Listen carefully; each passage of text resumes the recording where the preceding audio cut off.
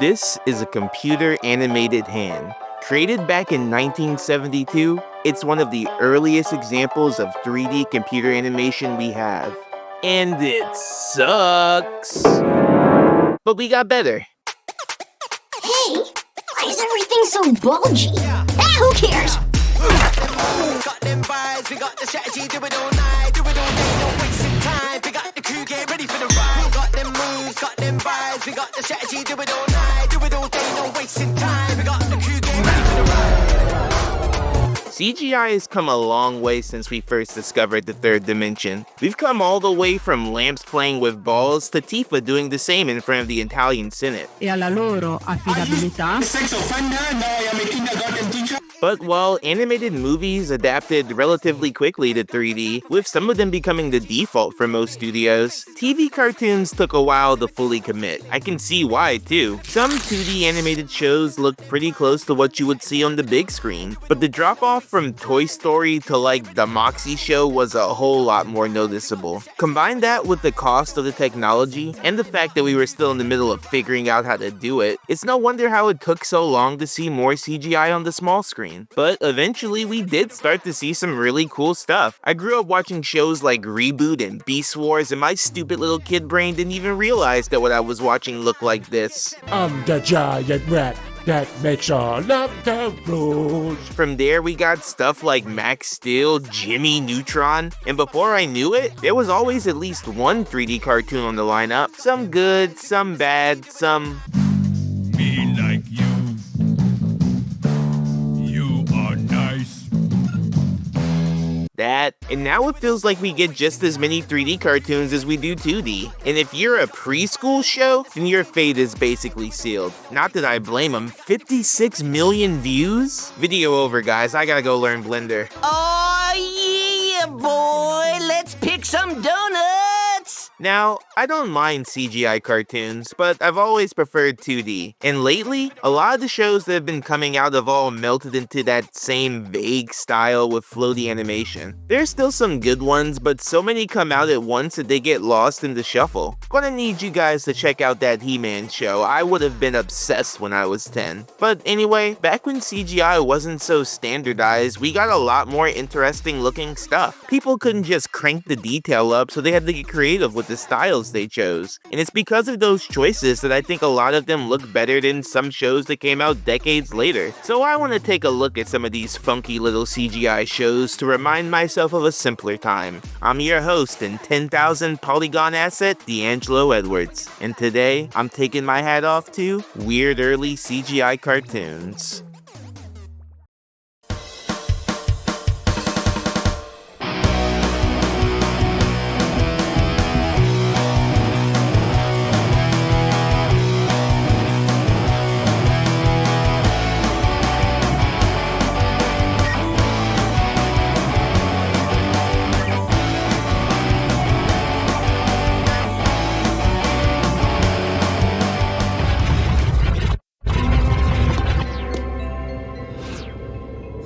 Man, this place looks expensive. I feel like I'm wasting a fortune just standing here. Better make the most of it. Battle station! What is it, Professor Hornbender? It's an invasion, little Chew. Aliens are coming.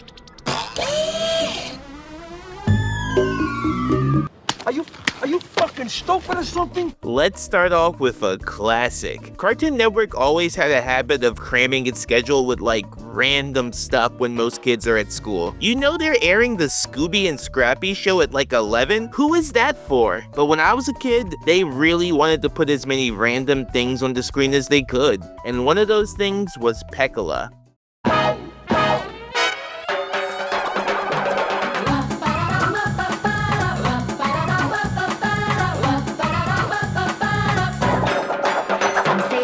You've probably seen this guy around before. Like I said, I first saw him on Cartoon Network, but it's been on Cubo, Teletoon. If it's a dead children's network, Pecola probably landed there at some point. If the art style looks familiar, it was created by Naomi Iwata, who also gave us the Gregory Horror Show, which, while still cute, had a lot more darker themes to it. Do you know my name.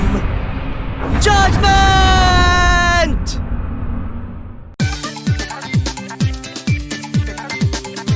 I actually really love his art style, and not just the 3D stuff, but Pecola was the first thing he did that really took off, starting off as a PC game called Paper Pecola, with the art style resembling papercraft cutouts. They even made official papercraft printouts for the characters, and on the off chance that I wasn't too lazy, you can see some of the ones that I made right here. Whoa, check out that hypothetical craftsmanship. But the game was a hit, gaining enough popularity to have little segments made for it in Pankikis, a children's variety show that aired in Japan.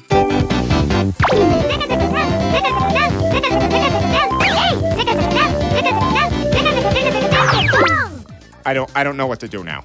I might move. I couldn't find much info on it, which is what a YouTuber says when there's no Wikipedia article, but looking at the footage I could find, it seems like a Japanese Sesame Street, with tons of mascot characters, animation, and live performances. I do love seeing Japanese mascots. My favorite is Jimmy Hattori, a ninja with a condom mask that reminds you that safe sex rocks. They were even popular enough to have some Pixar characters featured, like Woody and Jesse, Mike and Scully, and even the Finding Nemo crew. 今日のチャカチャカじゃんけんのゲストはファインディングニモの愉快な仲間たち。元気いっぱいの男の子ニモ。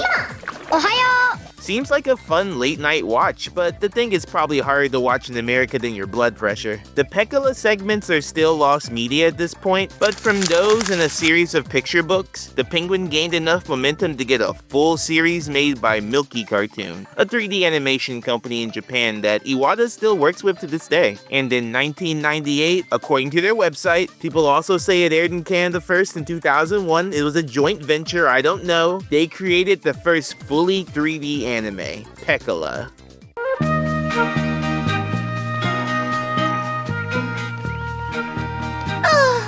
Why do people have to eat? Pecola stars the aptly named Penguin as he runs around Cube Town, a charming island full of fun little square people, and Pecola loves nothing more than to help them all out. Need any help? No, please! Guess how well that turns out. Dude is actually a menace, constantly pulling pranks, and whenever he does try to help, it almost always backfires. I do not bite mark anywhere! You know him from his bite mark? What is this kid doing? How does wiping your butt on someone's curtains help them out? This guy might knock Pingu out of the running for worst penguin in kids media. Nah, I take that back. Pingu sucks. He spends a lot of his time with his buddy Chewy, a little mouse dude who goes along with Pecola's schemes, despite objecting to them constantly. Oh, I'm getting that funny feeling in my tummy again. You know, the one I get just before you get us in big trouble? He is pretty smart, inventing things for him and Pecola to play with, and you can tell he feels himself because he lives in what I like to call the narcissist special. He does complain a lot though. I thought this was Cube Town, not Squaresville. Spy? What spy? The alligator from the pier?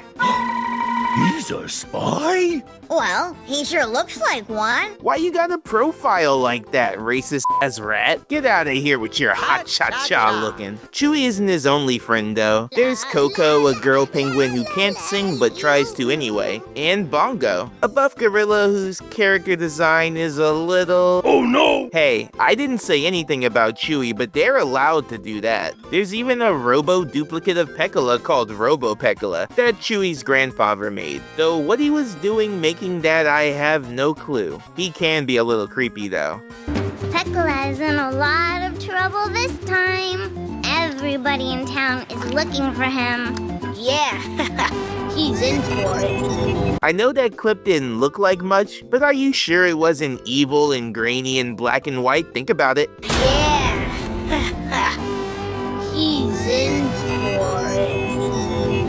The kids are fun and all, but the adults are where it's really at. I think my favorite is this giraffe lady who talks with a Valley Girl accent. She is a queen and she knows it. I'll be back soon. It's like no biggie. Just don't expect me to come running. Well, you'd have to run because I'm like taking your car. There's also the local poet Mr. Lonely. How are you that well known to get that name and you still can't find anyone to hang out with? They obviously know him. You guys can't like kick it and watch The Office or something? It actually turns out that he likes being alone, since he gets his inspiration from being lonely and from being scared. A fact he learns after spending a day with Pecola. As the poet watches, the poet learns. Pecola's fun is fast and furious, fearful. Huh? You're talking funny again. You're a poet again! You heard it here first, folks. If you're having a hard time with your art, it just means you haven't suffered enough. They even got the original cabbage guy, but he's obsessed with melons. Maybe a little too much?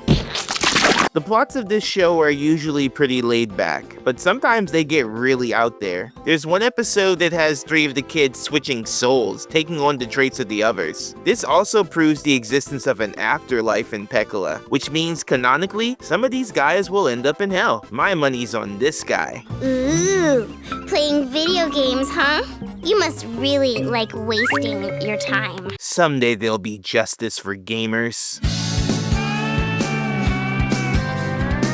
Speaking of video games, that's what the style of this show reminds me of the most. Like a super comfy GameCube game. Watching this made me feel like I was playing the first part of Mario Sunshine on a lazy summer afternoon. The character models are all very simple. I mean, duh, they're all square. But all of them pack in a lot of charm. It's like a 3D Parappa the Rapper. They're even animated pretty well, with a lot of secondary motion put into them. They're hardly ever still, with a tail moving or wind blowing through their hair. There are some weird quirks though, like having these, at the time, hyper-realistic birds next to these square dudes. It's like whenever Pokemon shows real animals, something doesn't add up. I do like the contrast between the island and the realistic clouds and water though. It takes me back to those ads you would see in like Game Informer or the loading screens in Pen Triathlon. It just scratches that itch in my brain. The music in this show does that for me too. It's so bouncy and tropical.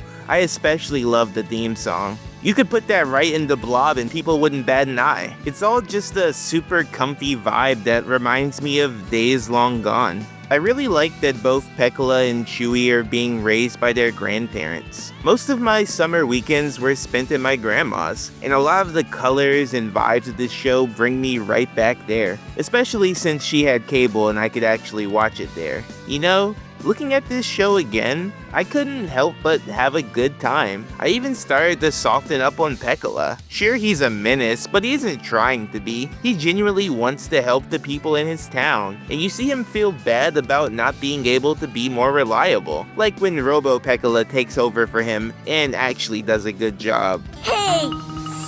I was almost finished, you know. Don't feel bad, Pecola. When you're older, you'll find it much easier to take on such tough jobs. But Robo Pecola's younger than I am. It really gets to him, and I feel him. I too also feel bad when I'm not getting praised on a near constant basis. But this is a really cute show. Kinda timeless too because of the art style. I just wish Iwata showed it a bit more love. I mean, he's constantly posting about Gregory Hoare, but you barely hear a peep about Pecola. Maybe he's just done with this chapter of his life. I mean, when's the last time Gindi drew Dexter? Still has its shooters though. Shout out to Penguin Production 900 for actually uploading decent Pecola footage. It's 2025. The official upload should not be 480p. And one more shout out for New Game Plus, who is still making new renders for Pecola. This guy is a legend. But if you're in the mood for some nostalgic fun in the sun, I think Pecola will go down pretty smooth. Just don't let him near anything important. Say, Chewy, what do you suppose this button does?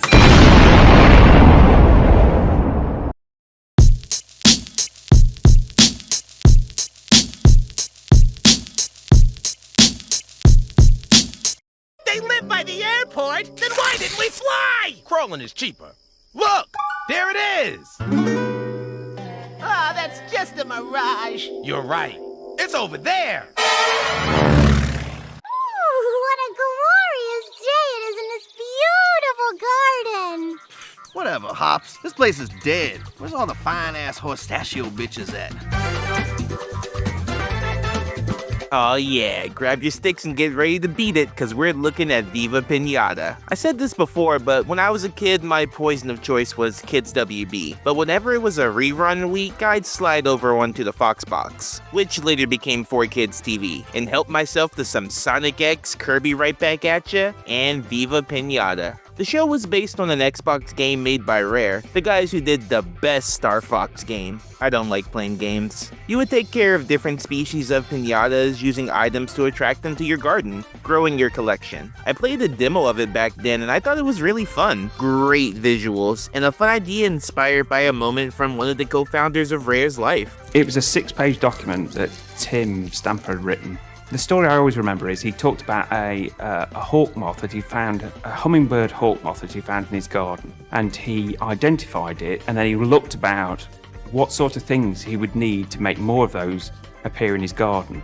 And that was the idea for the whole game. And apparently Microsoft had a lot of hope in this franchise, signing a deal with 4Kids to make merch for it. They pretty much gave them full control of it, preferring to only work on the games. But 4Kids had a bigger plan, and after seeing the IP, they said they wanted to make a cartoon for it. But just so we're clear, it's a firm 26-episode pickup airing on 4Kids TV on the Fox network starting this September. While Rare and Microsoft would leave most of the work to 4Kids, they would send them all the models and assets they had made for the game, helping to mesh them together as one big franchise. They even used a lot of 4Kids regulars for both the game and the show, with veterans like Dan Green, Rebecca Solar, and Mark Thompson providing the voices. So if it sounds like Hudson Horstachio is trying to send you to the Shadow Realm, now you know why. The companies worked hand in hand to make a cohesive product, even sharing an intro. And this thing is just as much of a bop as Pecola's was with these shows and great intros. Party time! Yeah! Oh yeah! Viva Pinata! Viva, viva, pinata, yada, yada! There's a place for everything sweeter. Snap on the candiosity meter. Meter the candy filled creatures. But how is the actual show? Why, oh why was I cursed with this sweet tooth? Eat the buddycomb. Eat it. Eat it. Unlike the game, which mostly showed the pinatas acting like animals, this is more of a situational comedy, following a small cast of pinatas. You got guys like Fergie Fudgehog, a pinata who's terrified of being sent to parties, as is Law on Pinata Island. I don't understand how you guys can be all gung-ho about getting beaten by a crazed pack of candy-craving, baseball bat-wielding savages! Once a pinata reaches the max amount of candy they can store, as shown by their candiosity meter, they are blasted into the sky and sent to a random kid's party. I don't know the specifics, like are they bought, are they requested, do the pinatas owe a blood oath in exchange for the dark magics that bring them to life? Whatever the reason, Fergie wants nothing to do with it, running from Langston Lickatoad, a race trader who tries to get Fergie sent off the parties. No more excuses, no more harebrained schemes, nothing can save you now. So let's go. Help! Ooh, it be your own people. Most of the jokes around him center around his never-ending appetite, no matter the cost. I dropped my candy apple in the toilet! Oh well. Delish! I heard that, you nasty. They do show him eating stuff other than candy though, so I guess no matter what they eat, it gets converted to candy. In one episode, they showed that the pinatas can get sick and start spilling out vegetables instead of sweets. These guys are basically philosopher's stones. Other characters include Franklin Fizzly Bear, a laid-back surfer dude with a love for art. He was one of my favorites as a kid. He always just seemed like a chill hang. How's it going, my beach bunny honeys?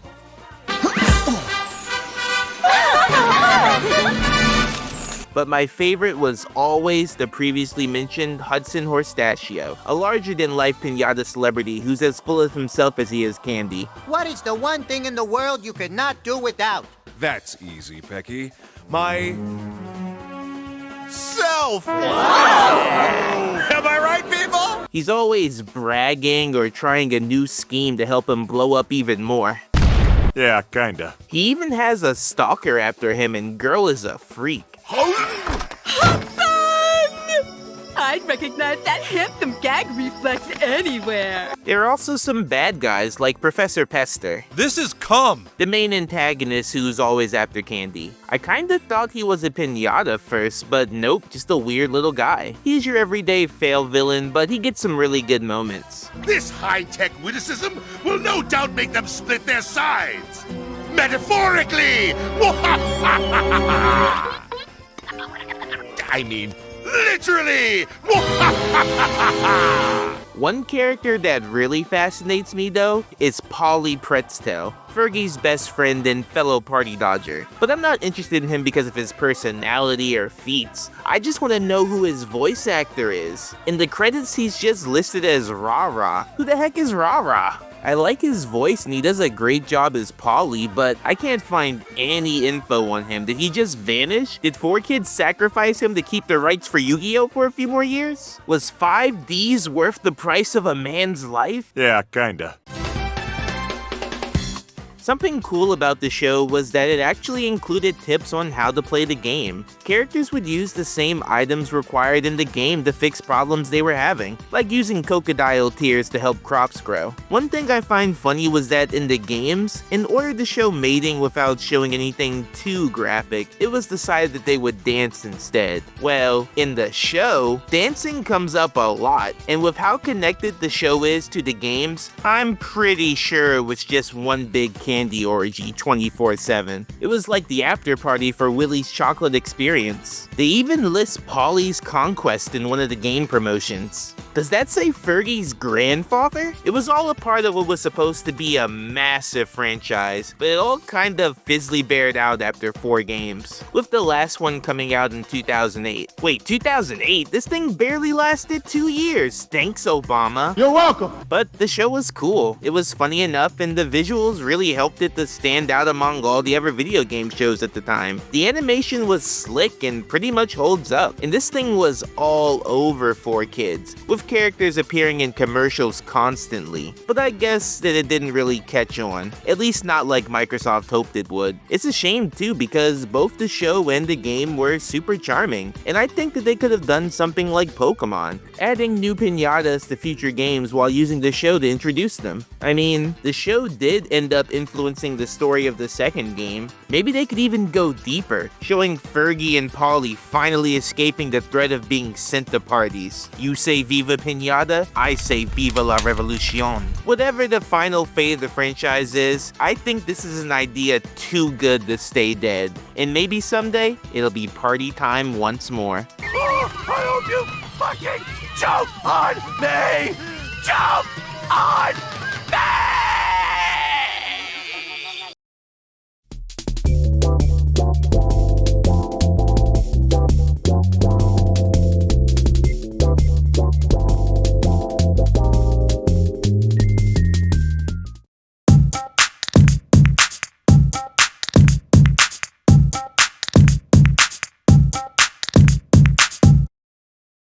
That's it. I'm washing my wings of that show. I'm with you, Ed. No longer will I be a prisoner of television. Next week on Running Duck. On the next Running Duck. Of course, we could always give it another week. On today's episode of Oh Yeah, That Show, we have Sitting Ducks. This thing ranks up there with Pecola with how many channels it used to come on. I think the only thing to beat those two with how everywhere they were was like Horseland. And speaking of Horseland, and he'll get it, the whole reason I did this video was because Tariq said if I talked about Sitting Ducks, he'd be covering a very special show. I'll let you guys find out what that is, but don't be afraid to post guesses in the comments. Sitting Ducks was one of those things I would casually watch, but it was never an A-lister. It was like good for sick days, you know? But looking at it again, it's a pretty unique cartoon, down to where it came from. Sitting Ducks started life as a series of lithographs created by Michael Bedard, the most famous one being these 3 ducks that look like they just survived the brush with Elmer Fudd. But before we go any further, let's take a deeper look at the history of lithographs. Dating all the way back to 1796, lithographs were originally, nah, I'm just messing around. But I really dig these prints. Love the smooth style and the way he weaved commentary and adult jokes into some of them. My favorite is this one called Which Came First. We all know what's going on here. This eventually led to an entire children's book, which in turn paved the way for a cartoon. Sitting Ducks follows the life of Bill, a duck living in Ducktown, a bustling metropolis full of ducks and other birds who weren't at the meeting to name the town. He's a pretty chill dude, spending his time at the local diner and trying to learn how to fly. Help! Help! I'm coming undone! Don't look, honey. He does suffer from a bit of an inferiority complex, though, because of his physical shortcomings. Watch yourself out there. Oh, don't you worry about me. This duck can take care of himself. It's always the little ones who have to prove themselves. Now, I'm pretty sure they meant his height, but I wouldn't rule out duck envy. The main plot revolves around him going against the natural order and making friends with an alligator named Aldo. You're messing with the order! You don't go messing with the order! Something that freaks out his duck friends, seeing how the closest ducks and alligators usually get are the pieces they floss from their teeth. In order to stay safe, they stick to their respective cities. You shouldn't eat ducks! It's rude! And besides, alligators are supposed to stay out of Ducktown! Oh yeah? Well, ducks aren't supposed to hurt alligators.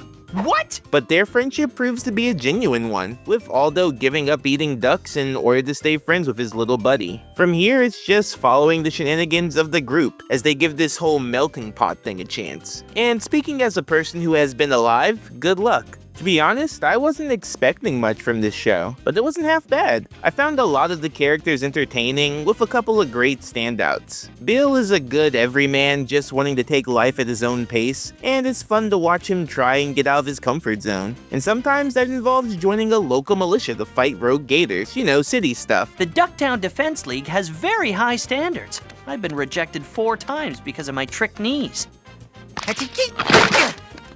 Besides flying, his biggest dream involves scoring with Bev, a restaurateur who moonlights as a psychic. His friends Ed, Ollie, and Waddle crack me up too. They are just the worst, and they barely have a brain cell between them. Say goodbye, adios, and bon voyage. You won't be seeing the 3 of us around for a while.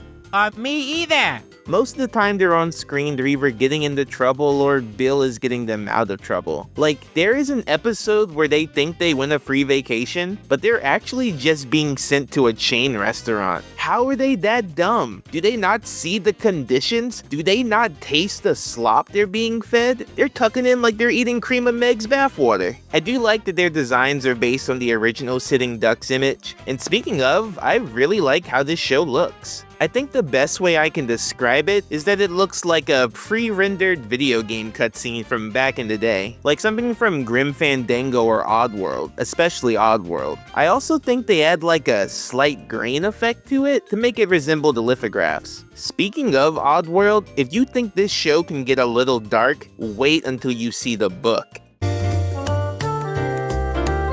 In the original story, it turns out that Ducktown is really just a sham, a gilded cage where ducks are sent to be fattened up until they can't fly anymore, and once they're full to bursting, they're killed and harvested for food. You know, I'm starting to think this might not just be about ducks. Good book though. I think about this page a lot, and I don't know if I want to be the duck, the alligator, or the glass of water. Something that really surprised me looking at this show was the music. Like, listen to this and tell me what it sounds like.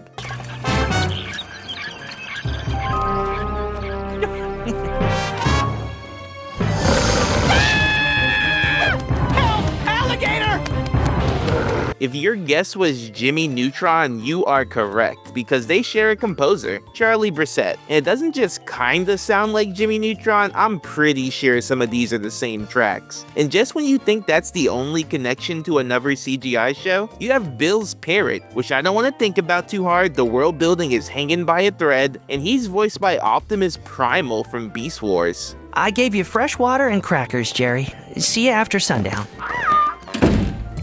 Yeah, crackers, right.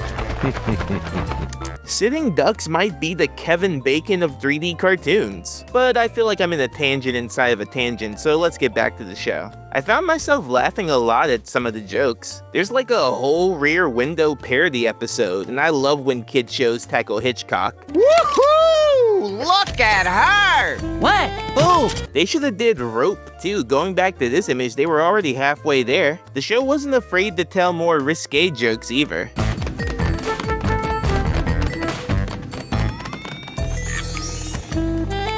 Oops. Hey! But I think my favorite aspect of the show is just the cool city vibe it gives off. Watching these ducks and gators work 9 to 5s, crash in apartments, hang out around the town, it's relaxing. And it's nice hanging out with Aldo and Bill as they become best friends. It's believable too. Aldo doesn't just get over eating ducks, he constantly craves them. Hey, Bill, what's up? Are you hungry? So hungry I could eat a... Hey, Aldo, would you like your duck baked? Excuse me? I said, would you like a milkshake? Even starts taking duck hormones so we can learn to like duck food. Are they really your homie if they won't do a little HRT for you? I think the social commentary and the offbeat jokes helps it to stand out, and I'm not surprised a lot of people still look back on it fondly. I don't know if it was the biggest success, it had 2 seasons and a video game that hates you, but I think the actual prints and children's books had more of a cultural impact. Still a great show though, and thanks to a ton of reruns on Cubo, a whole new generation of kids will one day look back and say, what was that show called again?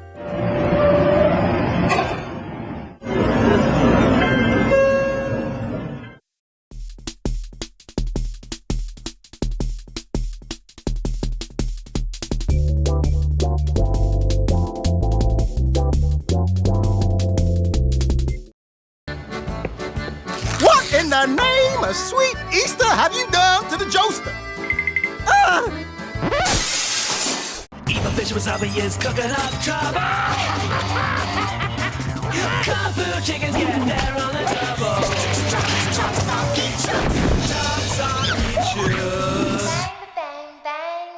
It just means chicken, it's not a slur. Coming to you from the minds of Cartoon Network Europe and Aardman Studios, yes, that Aardman, we have Chop Socky Chooks. Now, out of all the other shows I've talked about today, this is the only one I'm coming into with a little negativity. Cause I did not like this show as a kid.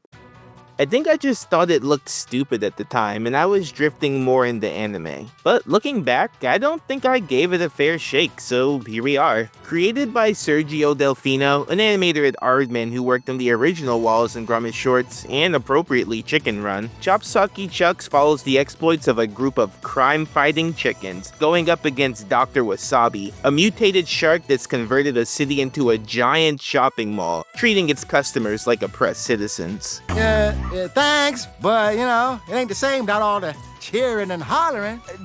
This ain't for you. It's for him. While you were busting moves, that was busting us. It's your standard action comedy, but there are a lot of things that help it stand out. First off, just look at that style. While I do think the actual Chooks leave a little to be desired design-wise, the design of the city and all the background characters is super eye-catching. Slick designs inspired by vinyl toys and nightclub posters. Kinda fitting considering that Cartoon Network was just getting into its nude era. Another style inspired by vinyl toys. I love the shape language used for some of these guys, and you can tell a ton of work went into the look of the show. The backgrounds look great too. I love any urban setting, and basing the whole show in a futuristic mall really helps it to stand out. Show this game who boss. Game over. Your ranking is Video Idiot. Oh cool, the show knows my job title. Again though, I wish the Chooks looked just as cool. Would you have even known they were chickens if I didn't tell you?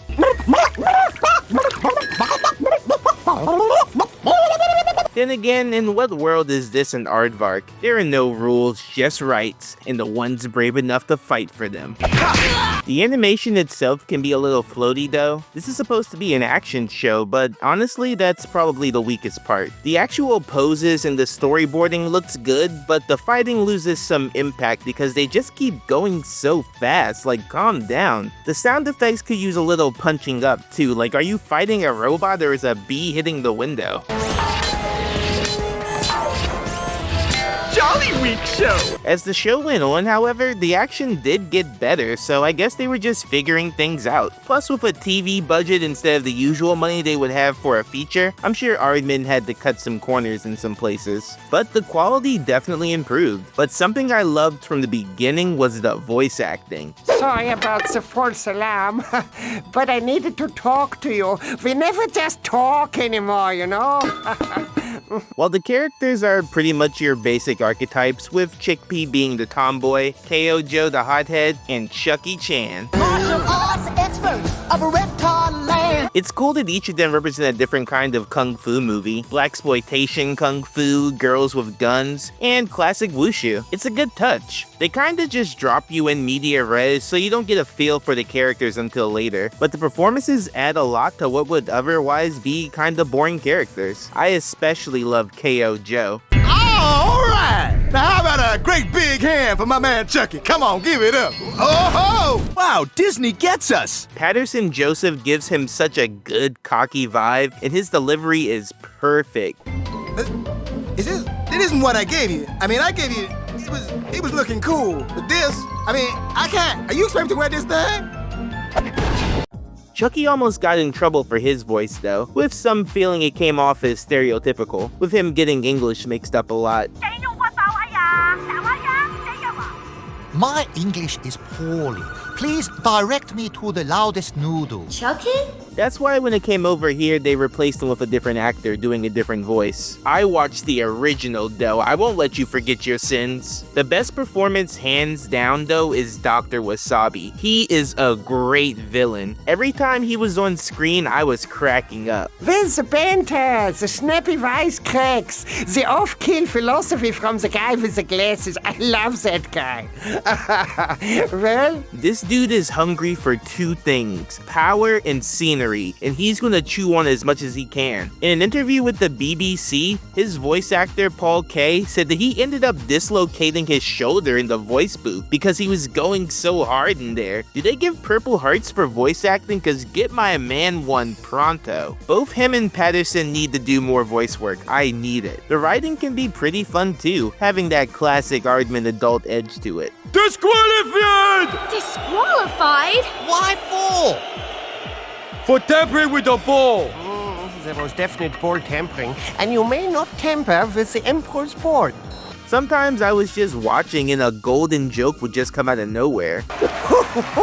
Baba would go ape if he saw this. Good thing I sent him on that wild goose chase. You don't have wild goose? I do wish they had taken advantage of some of their characters though. Since this is an episodic show, there was a lot of missed potential to have certain guys show up again, like Deadeye, a former friend of Chickpea who later becomes a villain. She's mean and she's a goth. There's also the Bantam, a more violent vigilante that is later revealed to be Joe's dad. I wanted more stuff like this. The show wasn't always great, but when it hit, it hit. And I wish they had gotten a second, more story-driven season. But with action cartoons dying at this time, and Star Wars The Clone Wars being a much safer bet, Socky was canned after only one season. But I'm glad I watched it again. And that goes for all of these cartoons. All of these cool and unique art styles made these shows stand out at the time. And it's cool to know that not everything has to look like a straight-to-DVD DreamWorks special. They barely knew how to use CGI back then, but they let the artists experiment and have fun with the technology, instead of being restrained by it. And I hope we get to see some more cool, weird CGI cartoons in the future. And remember, if you saw League of Super Evil on the thumbnail, no you didn't.